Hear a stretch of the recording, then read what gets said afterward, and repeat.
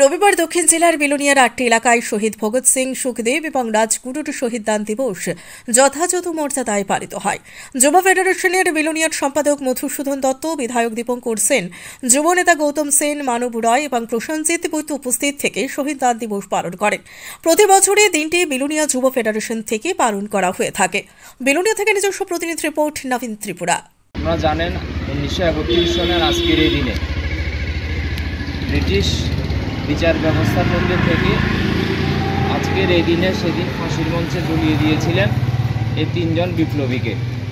প্রত্যেক বছর আমরা ভারতের ছাত্র ফেডারেশন, ভারতের গণতান্ত্রিক যুব ফেডারেশন গোটা রাজ্যে গোটা দেশে শহীদ কমরেড শহীদ ভগৎ সিংয়ের শহীদান দিবস আমরা সেখানে পালন করি। আজকেও ছাত্র যুব ভবন প্রাঙ্গণে আমরা সেই কর্মসূচি এই সময়ে করছি। আপনারা জানেন তার পাশাপাশি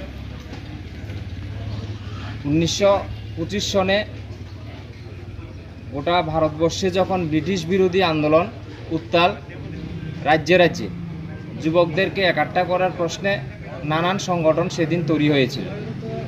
ভগৎ সিংয়ের নেতৃত্বে সেদিন নওজওয়ান ভারত সভা নামে ব্রিটিশদের বিরুদ্ধে লড়াইয়ের প্রেরণা যোগাতে, যুবকদেরকে উৎসাহিত করার লক্ষ্যে, যুবকদের মননে দেশপ্রেম জাগ্রত করার লক্ষ্যে এই সংগঠন সেদিন বিস্তার লাভ করে। তারও আজকে 100তম বর্ষ সেখানে উদযাপন চলছে। ইতিমধ্যে নানান কর্মসূচি শুরু হয়েছে। গত 21 তারিখ আগরতলাতেও এই 100 বর্ষর উদযাপন উপলক্ষে সেখানে হলসভা হয়েছে।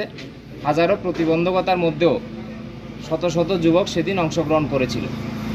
এই সময়ের ভেতর আপনারা জানেন গোটা ব্রিটিশ শাসনের বিরুদ্ধে লড়াই করতে গিয়ে কেন সেদিন আত্মবলিদান দিতে হয়েছিল। মূলত পাবলিক সেফটি বিল এবং ট্রেড ডিসপিউট বিল, এই দুটা বিলের বিরুদ্ধে সেদিন আমরা দেখেছিলাম ভগৎ সিংয়ের নেতৃত্বে দিল্লি অ্যাসেম্বলিতে সেদিন বোমা নিক্ষেপ হয়। পালিয়ে যেতে পারতেন, না গিয়ে সেদিন তারা ব্রিটিশের কাছে আত্মসমর্পণ করেছিলেন।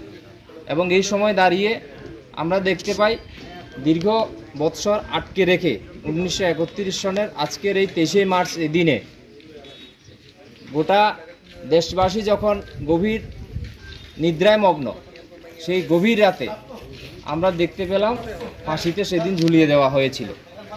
আজকের দিনে ভগৎ সিং যে স্বপ্ন, ভারত ব্রিটিশ বিতাড়িত